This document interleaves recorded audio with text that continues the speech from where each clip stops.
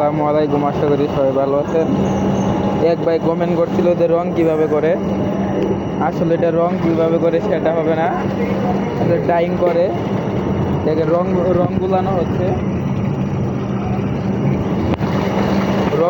হচ্ছে। এটা ডেনিম মালে দিবে, যেটা রে বলে ডাইং করা।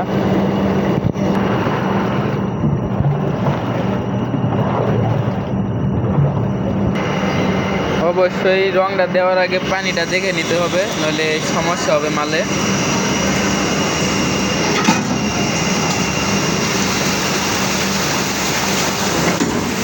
পানিটা পরিমাণ মতো নিয়ে রংটা দিতে হবে। দেখেন এখন রং দিবে।